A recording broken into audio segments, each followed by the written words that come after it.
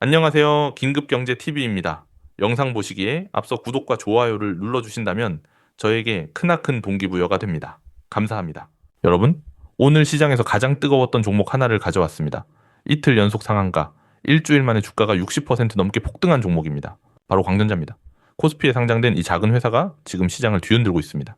3월 24일 상한가, 3월 25일 또 상한가, 하루 만에 29%씩 두 번 연속 천장을 뚫었습니다. 도대체 무슨 일이 벌어진 걸까요?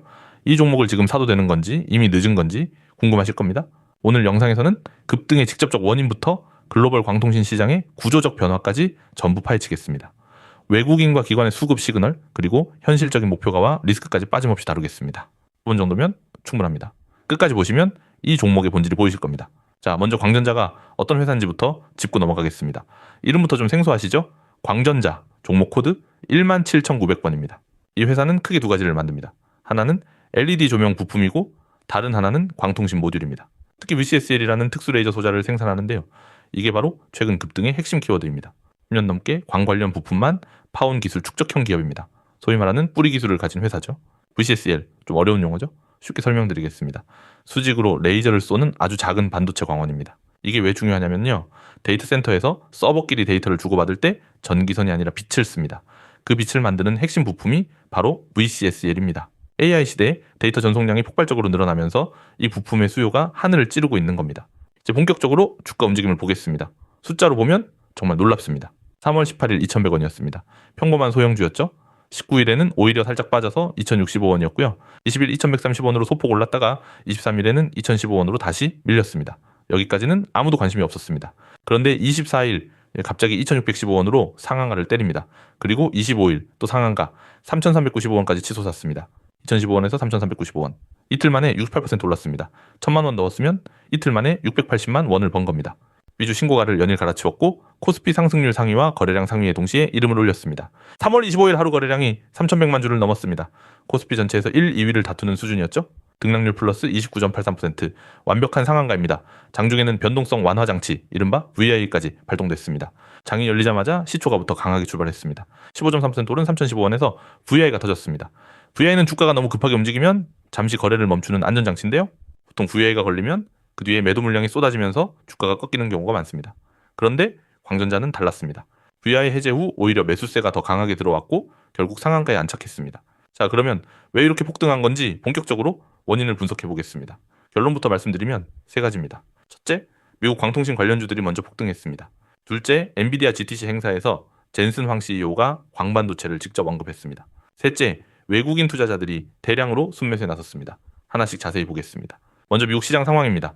뉴욕 증시에서 AAOI, 애플라이드 옵토 일렉트로닉스가 하루 만에 18.95% 올랐습니다. 광통신 장비를 만드는 회사죠. 모멘텀도 10.02% 급등했습니다. 여기에 불을 지른 게 바로 모건 스탠리입니다.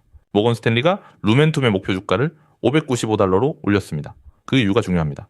모건 스탠리는 1.6T 트랜시버의 본격 출하를 전망했습니다. 1.6T 트랜시버가 뭐냐고요? 데이터 센터 안에서 서버끼리 데이터를 주고받는 광통신 장비인데요. 1초에 1.6테라비트를 보낼 수 있습니다. 이게 어느 정도 속도냐면요. 넷플릭스에서 4K 영화 한 편이 대략 4GB입니다. 1.6테라비트면 1초에 3K 영화 400편을 동시에 전송할 수 있는 속도입니다. 상상이 되시나요? 이런 괴물 같은 장비가 본격적으로 깔리기 시작한다는 겁니다. 두 번째 원인, 엔비디아 GTC 행사입니다. 이게 결정적이었습니다. 젠슨 황 CEO가 GTC 기조연설에서 광반도체의 중요성을 직접 언급했습니다. AI 인프라의 병목은 이제 연산이 아니라 데이터 전송이다. 이런 취지의 발언을 한 겁니다. 엔비디아 CEO가 직접 광반도체를 꺼냈다는 건 시장에 엄청난 시그널입니다. GPU만 중요한 게 아니라 빛으로 데이터를 보내는 기술이 핵심이라는 선언이니까요. 여기 OFC 컨퍼런스까지 겹쳤습니다. OFC는 전 세계 광통신 업계 최대 행사입니다. 이 행사에서 AI 데이터 센터형 광통신 수요가 폭발적으로 늘어나고 있다는 게 재확인됐습니다. GTC와 OFC가 같은 시기에 열리면서 광통신 테마에 불이 붙은 겁니다. 이 영향으로 국내에서도 광통신 관련주들이 일제히 올랐습니다. 광전자가 29.83%로 압도적 1위였고요. 대한광통신이 12.2%, 루멘스, 서울반도체까지 동반 상승했습니다. 광전자만 오른 게 아니라 테마 전체가 움직인 겁니다. 이런 상황에서 광전자가 가장 크게 오른 이유는 뭘까요? 바로 수급입니다. 세 번째 원인, 외국인 수급을 보겠습니다. 이게 진짜 핵심입니다. 최근 1주간 외국인이 14만 9,558주를 순매수했습니다. 광전자 같은 소형주에서 이 정도 외국인 매수는 이례적입니다. 기관도 43주를 순매수했는데요. 숫자는 적지만 방향이 중요합니다. 외국인과 기관이 같은 방향을 보고 있다는 겁니다. 여기에 시장에서 흥미로운 루머가 돌고 있습니다. 모건 스탠리가 광전자 물량을 싹쓸이하고 있다는 소문입니다. 아직 확인되지 않은 소문이라는 점은 분명히 말씀드립니다.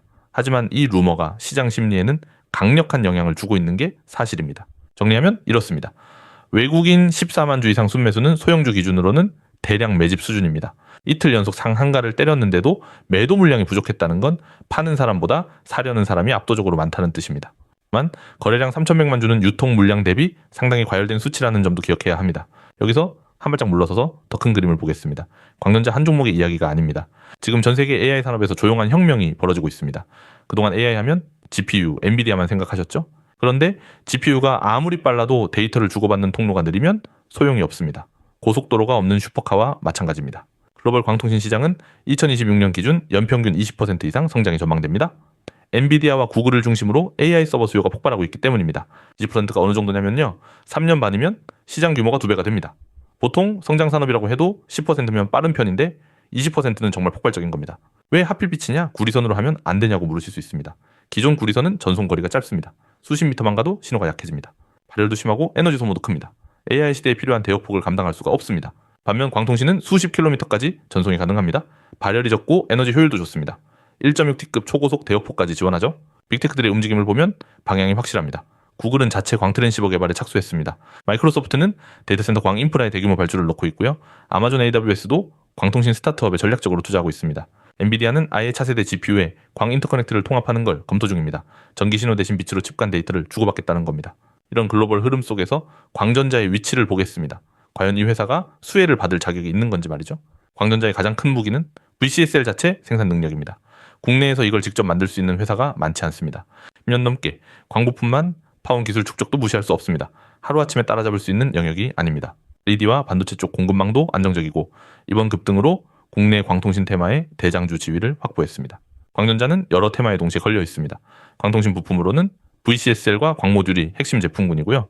AI 데이터 센터 테마로는 서버 간 광 인터커넥트 수요와 직결됩니다. 기존 LED 조명 사업은 안정적인 캐시카우 역할을 합니다. 한마디로 기존 사업으로 먹고 살면서 AI 광통신이라는 성장 동력까지 갖춘 구조입니다. 자, 이제 여러분이 가장 궁금해하실 부분입니다. 앞으로 어떻게 될 것인가? 목표가는 어딘가? 강세 시나리오부터 보겠습니다. 글로벌 광통신 테마가 지속되고 외국인 매수가 이어진다면 단기 4,000원 돌파가 가능합니다. 중장기적으로는 5,000원대까지 열려있다는 분석도 있습니다. 지금 3,395원이니까 50% 가까이 더 오를 수 있다는 거죠. 반면 약세 시나리오도 봐야 합니다. 이틀 연속 상한가 뒤에는 피로감이 올 수 있습니다. 이럴 경우 2,800원에서 3,000원 사이의 지지선을 테스트할 가능성이 있습니다. 정리하면 현재가 3,395원, 단기 목표 4,000원, 중장기 목표 5,000원입니다. 반대로 밀릴 경우 지지선은 2,800원 부근으로 보고 있습니다. 여기가 깨지면 추가 하락 가능성도 열립니다. 하지만 여러분 반드시 리스크도 짚어야 합니다. 급등주는 급락주가 될 수 있습니다. 첫째, 변동성 리스크입니다. 이미 VI가 발동됐을 만큼 주가 움직임이 극단적입니다. 내일 시초가부터 급락할 수도 있습니다. 둘째, 전체 시장 환경이 불안합니다. VIX 지수가 26.9로 꽤 높은 수준이거든요. VIX가 20 넘으면 시장이 불안하다는 신호인데 거의 27에 육박합니다. 셋째, 테마주 순환매 위험입니다.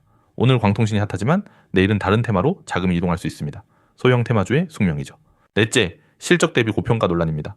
광전자의 실적이 이 주가를 뒷받침할 수 있는지는 별개의 문제입니다. 통계적으로 소형주가 이틀 연속 상한가를 기록한 뒤 하락하는 경우가 60% 이상입니다.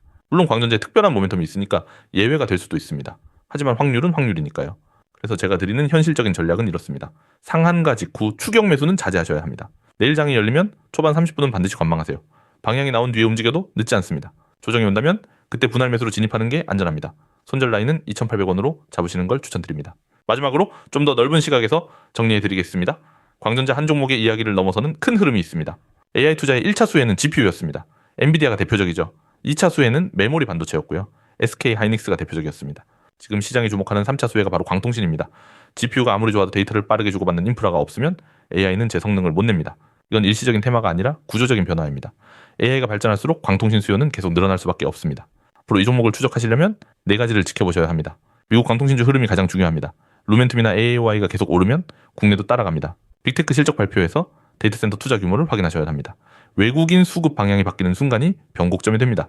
그리고 광전자 자체의 분기 실적도 반드시 확인하세요. 주가가 아무리 올라도 실적이 뒷받침되지 않으면 결국 제자리로 돌아옵니다. 정리하겠습니다. 광전자는 AI 광통신 수혜를 받아 이틀 연속 상한가를 기록했습니다. 글로벌 광통신 시장이 연 20% 이상 성장 구간에 진입했고 외국인 매수와 모건 스탠리 루머가 수급을 강화했습니다. 하지만 추격 매수는 위험합니다. 조정 시 분할 매수 전략이 유효하다는 점 꼭 기억하시기 바랍니다. 시장은 지금 이 순간에도 움직이고 있습니다. 광전자뿐 아니라 광통신 테마 전체가 요동치고 있죠. 결정적인 신호가 포착되는 순간, 예를 들어 루멘툼이 추가 급등하거나 광전자의 대규모 기간 매수가 들어오거나 반대로 외국인이 매도로 전환하는 순간 실시간으로 전해드리겠습니다. 구독과 알림 설정 꼭 해두시고요. 고정 댓글도 확인해 주시면 감사하겠습니다. 다음 영상에서 더 깊은 분석으로 찾아뵙겠습니다.